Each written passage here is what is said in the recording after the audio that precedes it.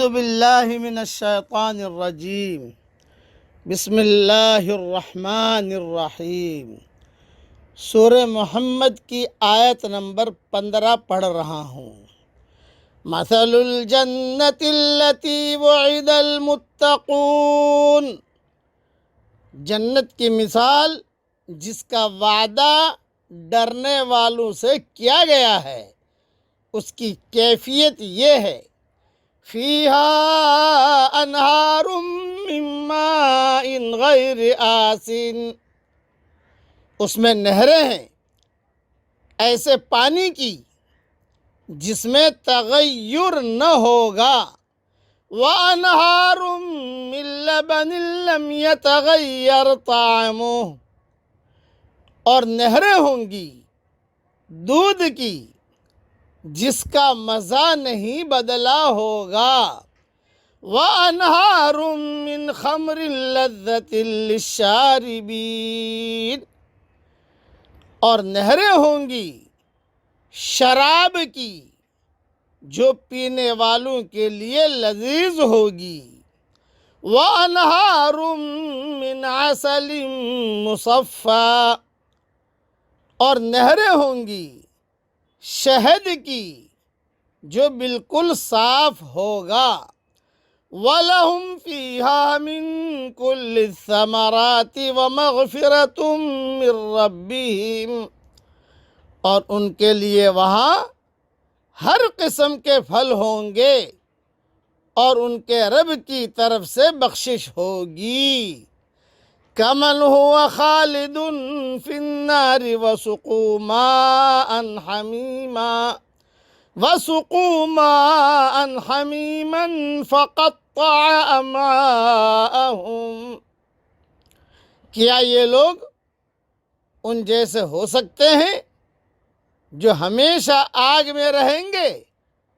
اور ان کو کھولتا ہوا پانی پینے کے لیے دیا جائے گا، پس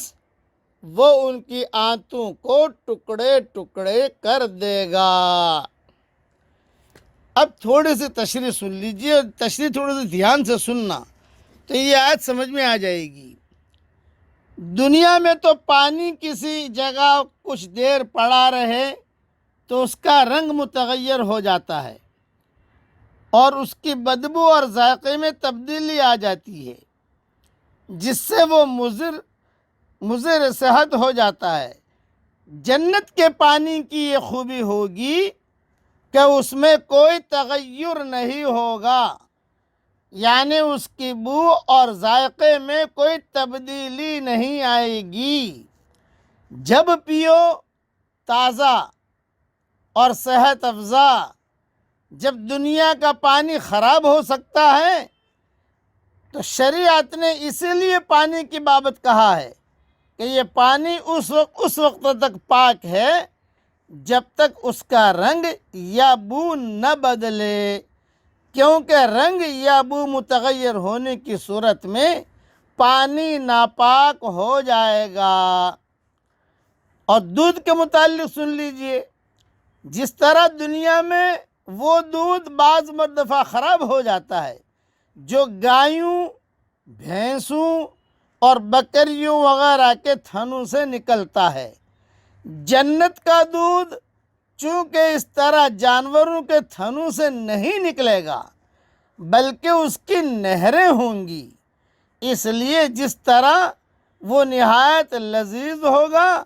خراب ہونے سے محفوظ بھی رہے گا۔ شراب کے متعلق سن لیجئے، دنیا میں جو شراب ملتی ہے وہ عام طور پر نہایت کڑوی، بدمزہ اور بدبودار ہوتی ہے۔ علاوہ ازیں اسے پی کر انسان بالعموم حواس باختہ اور پاگل جیسا ہو جاتا ہے، اول پھول بکنے لگتا ہے اور اپنے جسم تک کا ہوش اسے نہیں رہتا۔ جنت کی شراب دیکھنے میں حسین، ذائقے میں اعلیٰ اور نہایت خوشبودار ہوگی، اور اسے پی کر کوئی انسان بہکے گا نہ کوئی گرانی محسوس کرے گا، بلکہ ایسی لذت و فرحت محسوس کرے گا جس کا تصور اس دنیا میں ممکن نہیں۔ جیسے دوسرے مقام پر اللہ نے فرمایا لا فیہا غول ولا ہم عنہا ینزفون، وہ شراب سے نہ اس سے چکر آئے گا نہ عقل جائے گی۔ اب شہد کے متعلق سن لیجئے۔ شہد میں بالعموم جن چیزوں کی آمیزش کا امکان رہتا ہے جس کا مشاہدہ دنیا میں عام ہے، جنت میں ایسا کوئی اندیشہ نہیں ہوگا، بالکل صاف شفاف ہوگا، کیونکہ یہ دنیا کی طرح